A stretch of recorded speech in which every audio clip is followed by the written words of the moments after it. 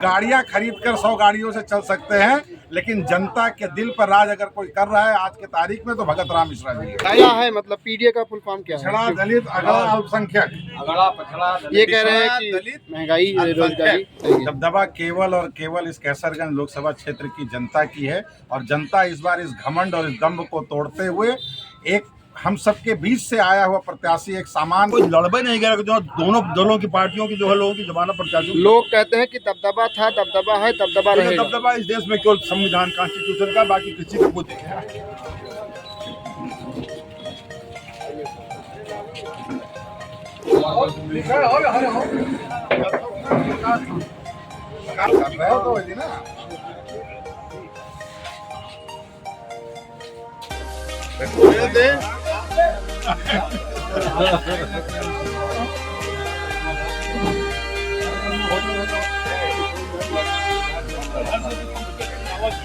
आप सबके साथ सहयोग चाहिए।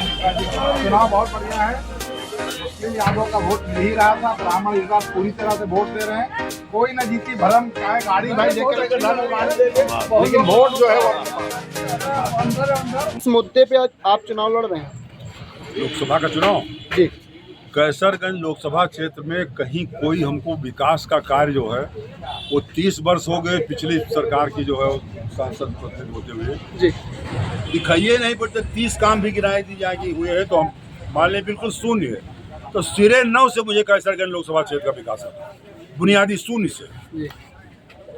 देखा जाए तो कैसरगंज में जो पुराने प्रत्याशी वो आपके साथ अभी नहीं दिख रहे हैं, सिर्फ विनोद कुमार शुक्ला दिख रहे हैं। नहीं, सब दिख रहे हैं पुराने प्रत्याशी, सब के सब साथ में, सभी लोग साथ हैं। कहीं कोई उसमें वो भ्रम फैलाया जा रहा है। जी, हाँ, वो भ्रम कहीं सभी प्रत्याशी साथ में। अभी कहीं दिखे नहीं है वो अरे लोग, भाई कहीं रोज दिख सोशल रहे हैं, मीडिया रोज के राम माध्यम भजन चौबे जी के यहाँ मीटिंग की तरफ से आ रहे हैं। जी। जिसके क्षेत्र में जा रहे हैं वो साथ में निकल रहा है। जी। क्या लगता है चुनाव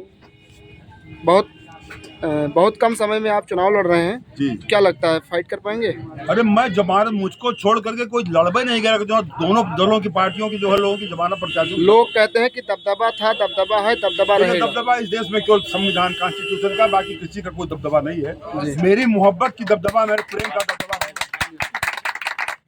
किसी का दबदबा इस देश में कैसे हो सकता है? जी, क्या कहना चाहेंगे विनोद जी, क्या कहना चाहेंगे? केवल इस कैसरगंज लोकसभा क्षेत्र की जनता की है, और जनता इस बार इस घमंड और इस दंभ को तोड़ते हुए एक हम सबके बीच से आया हुआ प्रत्याशी, एक सामान्य परिवार से निकला हुआ प्रत्याशी जो जन जन की तकलीफ को समझता है, किसानों के तकलीफ को, गरीबों के तकलीफों को, पिछड़ों के तकलीफों को, अनुसूचित के तकलीफों को, उनके तकलीफों को सुनकर उसका निवारण करने के लिए जो प्रत्याशी आया, उस प्रत्याशी को जिताने का काम कैसरगंज की पूरी जनता करेगी। इस बार अंडर करंट है, लोग गाड़ियां खरीदकर 100 गाड़ियों से चल सकते हैं, लेकिन जनता के दिल पर राज अगर कोई कर रहा है आज के तारीख में तो भगत राम मिश्रा जी है।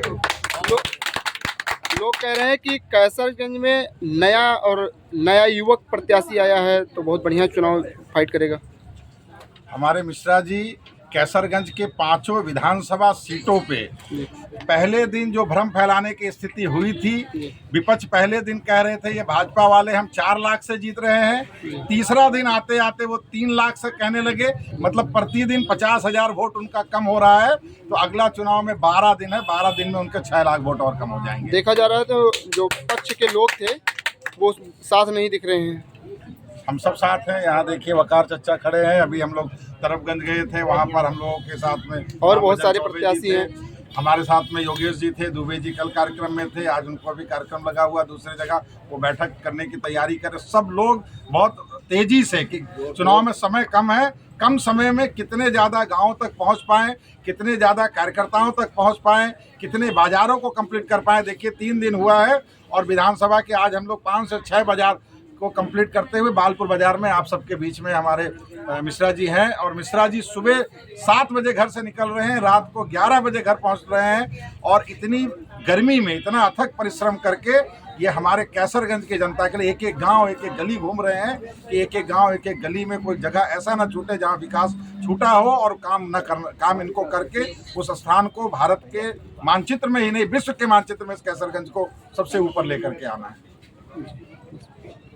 परिचय क्या नाम है? परमात्मा सिंह साहू जी, जिला उपाध्यक्ष समाजवादी पार्टी गोंडा। जी। ये चुनाव पूरे देश में जी बेरोजगारी, जी प्रथम द्वितीय महंगाई जी पे लड़ा जा रहा है। ये हमारा विशेष मुद्दा है। जी। अखिलेश यादव कह रहे हैं पीडीए पे लड़ रहे हैं, आप कह रहे हैं बेरोजगारी। ये पीडीए पे भी लड़ रहे हैं ना। पीडीए का मतलब यही बेरोजगारी और महंगाई क्या है मतलब पीडीए का फुल फॉर्म क्या है? पिछड़ा, दलित, अगड़ा, अल्पसंख्यक। ये कह रहे हैं कि दलित, महंगाई बेरोजगारी। नहीं, ये मतलब इस समाज का इनको हिस्सा है। ये कमजोर ये तबके एक मिल हैं। करके। इनको आगे बढ़ाने के लिए अखिलेश जी कर रहे हैं। कमजोर तबका हमारे देश का है, इसको आगे बढ़ाने के लिए अखिलेश जी कह रहे हैं पीडीए को आगे बढ़ाओ। जो कमजोर तबके हैं देश के, उनको आगे बढ़ाना जरूरी है। जी देखा जाए तो कोई बड़ा नेता नहीं उतर रहा है कैसरगंज में।